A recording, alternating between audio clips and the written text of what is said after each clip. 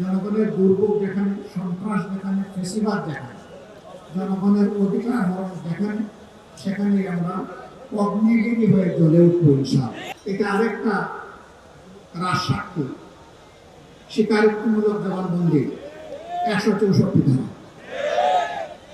ওনারা সংবিধান বলেন, তো এই জন্য একটা সংবিধান বলেন। আসুন আমরা প্রতিজ্ঞা করি, জনগণের দুর্ভোগ যেখানে, সন্ত্রাস যেখানে, ফেসিবাদ যেখানে, জনগণের অধিকার হরণ যেখানে, সেখানে আমরা অগ্নিগিরি হয়ে জ্বলে উঠবো ইনশাআল্লাহ। কোনো বাধা মানব না, কোনো বাধা মানব না ইনশাআল্লাহ, কোনো বাধা মানব না। আমাদের বিশ্বাস মহান আল্লাহ তাআলার উপরে, জহনিয়ার কোনো শক্তিকে আমরা পরোয়া করি না। কোন আধিপত্যবাদের কাছে বাংলাদেশ আর মাথা নত করবে না। কোন শাসক গোষ্ঠী যদি মাথা নত করে, জনগণ তাদেরকে সমুচিত শিক্ষা দেবে।